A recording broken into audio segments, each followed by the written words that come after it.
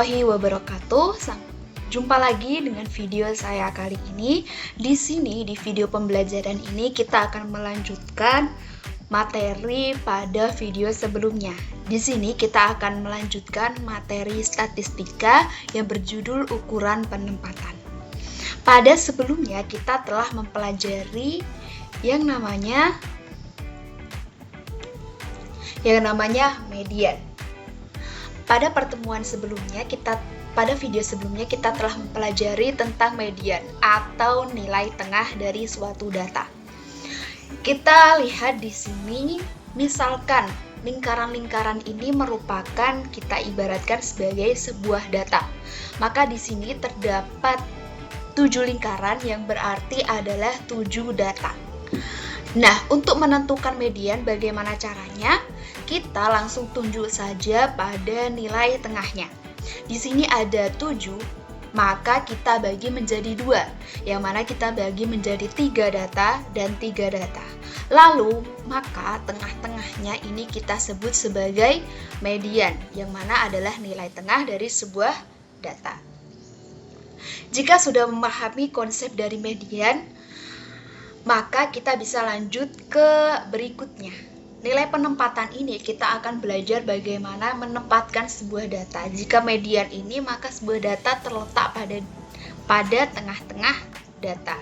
Dari setelah data diurutkan dari yang terkecil hingga terbesar. Lalu selanjutnya ada istilah yang mana namanya adalah kuartil.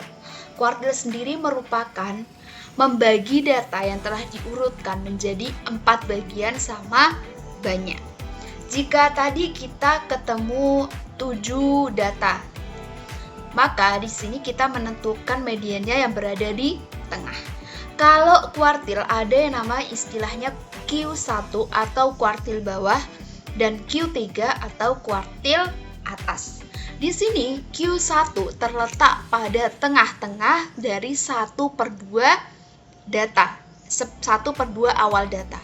Maka di sini kita sudah membaginya menjadi tengah-tengah, yaitu median, lalu setengah di bawahnya. Median ini disebut dengan tengah-tengahnya disebut dengan kuartil bawah atau Q1. Maka kalau di sini kasus ini Q1 terletak pada data yang kedua. Jika Q3 terletak pada tengah-tengahnya dari setengah atas setelah median, yang mana kalau kasus ini Q3 atau kuartil atas terletak pada data ke-6. Seperti itu. Jika sudah pahami mengenai kuartil secara sederhana, kita akan lanjut ke contoh berikutnya mengenai kuartil. Misalkan ini ada 10 data tunggal. Maka bagaimana cara menentukan Q1, Q2 atau median dan Q3-nya?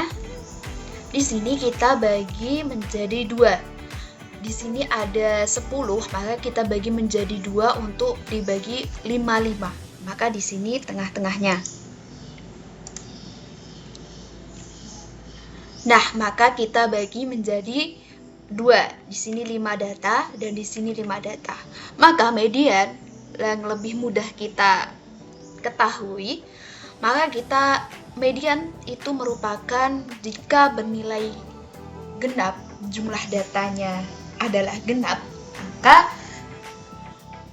median adalah data ke-5 dan data ke-6 kita rata.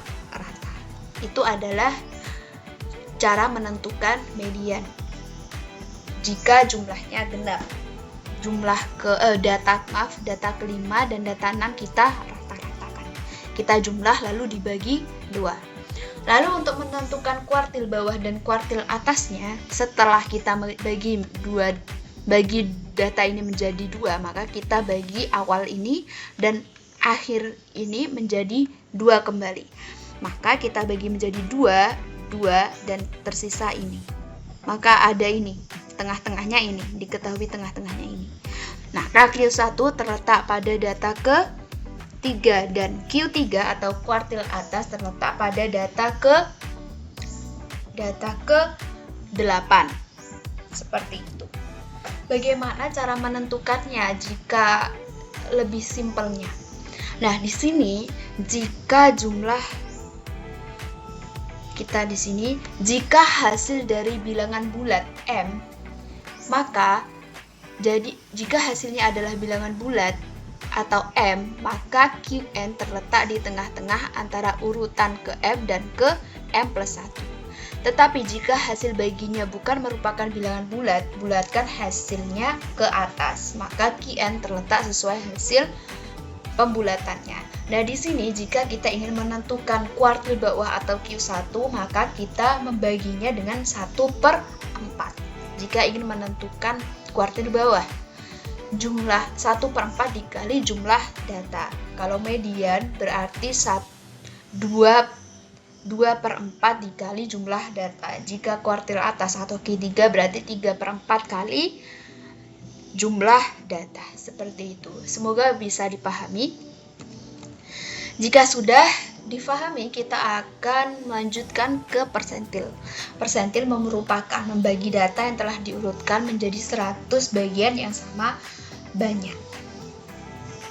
Kalau tadi kuartil dibagi menjadi 4, maka persentil di sini dibagi menjadi 100 sama banyak.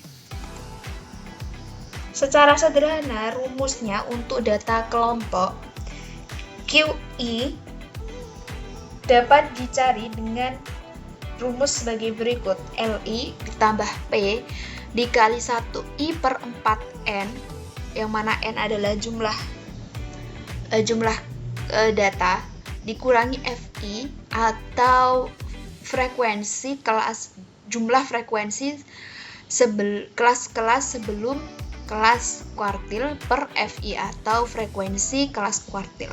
Kalau PI sama, kita hanya membedakannya ini menjadi dibagi dengan 100. LI plus P dikali I per 100 kali N kurangi F besar I per F kecil I.